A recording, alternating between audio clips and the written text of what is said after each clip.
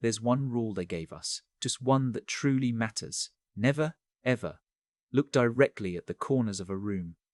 Not a quick glance, not by accident. Don't do it. They don't tell us why. They never have. We just know. It's woven into our lives so deeply you wouldn't even notice it unless you were looking for it. Our furniture is all rounded. Sofas are circular. Tables are oval. Bookshelves have curved edges that arc away from the walls. We live our lives in the center of rooms. Always.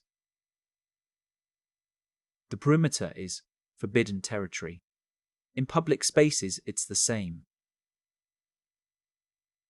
The corners of subway cars are always occupied by bulky maintenance panels. Office cubicles are hexagonal. Street corners are obscured by thick pillars or holographic advertisements that flicker day and night.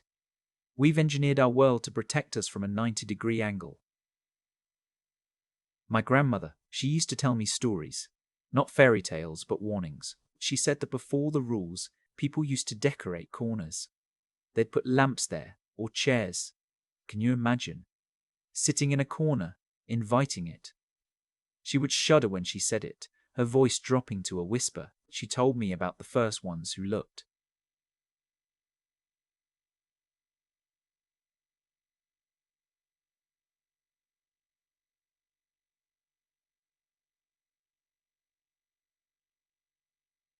This stunned the hollow.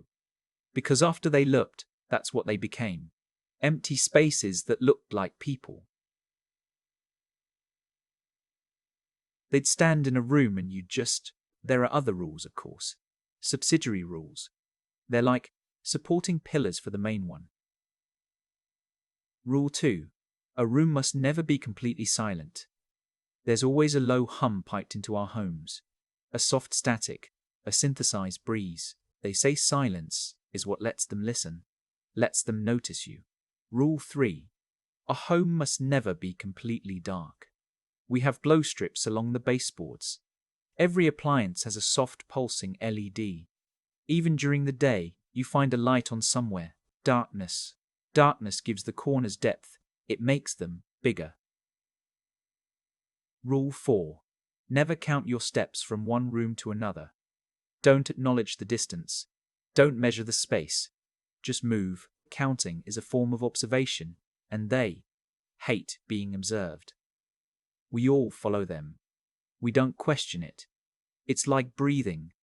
It's the quiet, humming paranoia that keeps us safe. You learn to avert your eyes from birth. A baby's crib is always placed in the dead center of the nursery, far from any wall. We learn to let our gaze slide over the intersections of walls, to see the room as a continuous loop. But last week, I got careless. I was working from home, at my small circular desk. I dropped my stylus. It's stupid, I know. So small. It rolled away from me, and I watched it roll right across the floor, and come to a stop, right there. In the corner, the hum in the room seemed to dip for a second. My breath caught in my throat. I knew the rules. Leave it. Anything that enters a corner is lost. We're taught that. But this was important. It had my project files on it. My whole career. So I hesitated. And in that moment of hesitation, I did it. I looked. It wasn't a long look. Just a fraction of a second. A darting glance to pinpoint where the stylus was. And nothing happened. Absolutely nothing. It was just a corner, two walls meeting. Dust bunnies. My stylus gleaming under the faint light. I felt foolish. A wave of relief washed over me, so powerful it made me dizzy. All these years, all that fear. For what? Just a corner. I took a deep breath, walked over, kept my eyes fixed on the stylus, not the corner itself, and I picked it up. I walked back to my desk, and I sat down. My heart was still pounding, but I started to laugh. A quiet, shaky laugh. It was all a story, a myth to keep us in line. There was nothing there. That night, I slept better than I had in years. The fear was gone.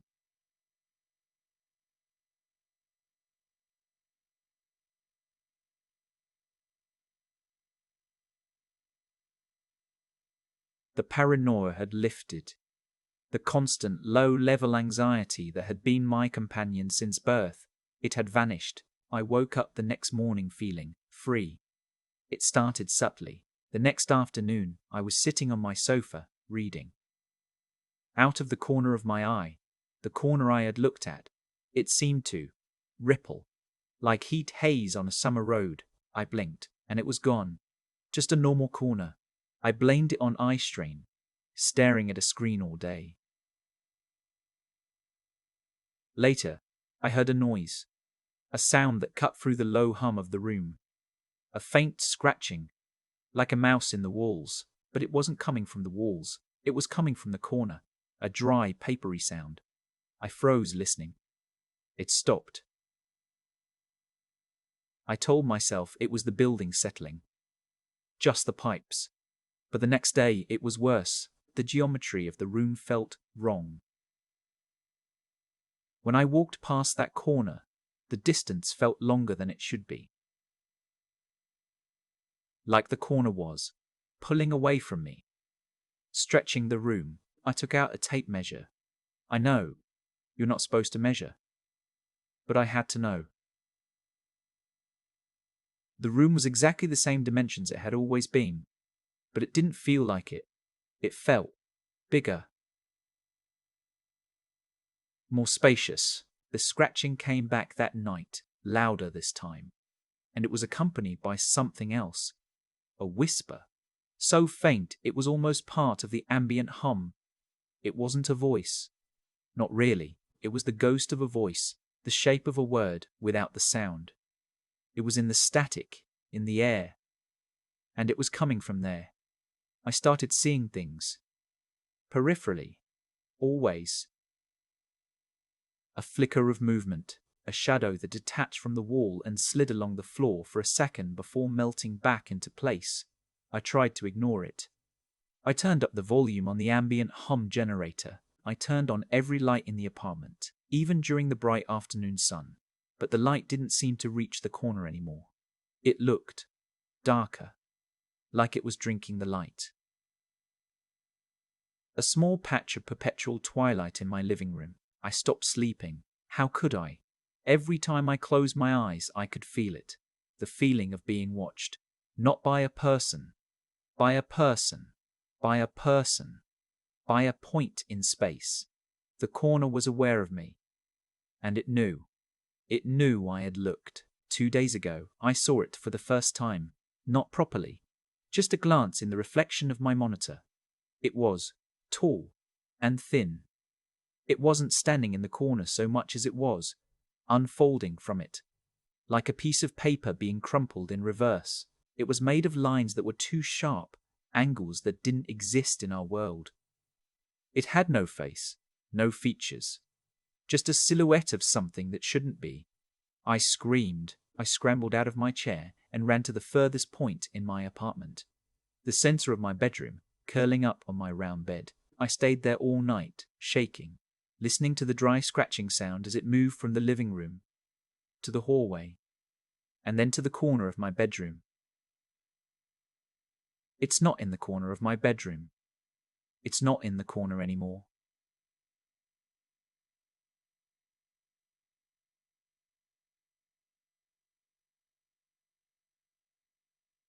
It doesn't need them now. Looking just invited it in. It's an infection. It's in all the corners now. I see it in the angle of a slightly ajar door, in the space between the cushions on my sofa. Anywhere 2 lines meet, it can be there. It's learned to mimic things. Yesterday, I saw my mother standing in the kitchen. I almost cried out to her, but my mother lives 300 miles away. And this version of her elbows were bent at the wrong angle. Her smile was too wide, the corners of her mouth stretching too far. She didn't move. She just stood there, watching me. When I blinked, she was gone. Now it whispers to me, properly, my name. It sounds like it's coming from inside my own head. It tells me things. It tells me about the spaces between seconds, about the colors we can't see. It shows me things when I close my eyes. Galaxies made of bone and screaming nebulae. It tells me that looking wasn't a mistake. It was an invitation, an awakening.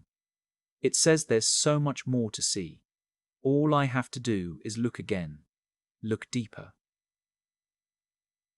I haven't left my apartment in a week. I'm afraid of the corners outside, afraid of what I might see in them, or what they might put in them for me to see. The hum generator broke this morning. It just stopped. And now there's silence. Absolute, total silence. Except for the scratching, which is coming from right behind me. I'm recording this now on this old tape deck. I don't know why. Maybe as a warning. Maybe as a confession. The glow strips on the floor just flickered and died, one by one. So now there's just the light from this recorder.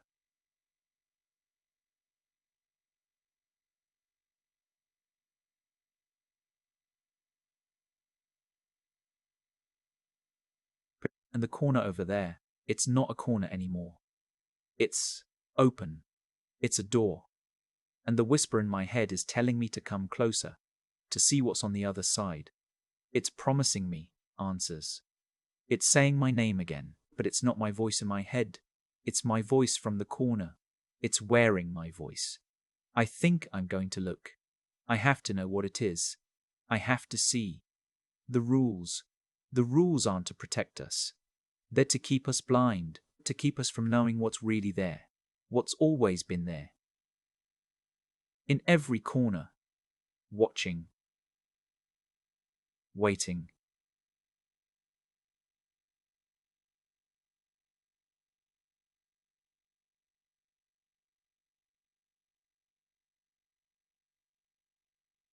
It's not made of angles at all.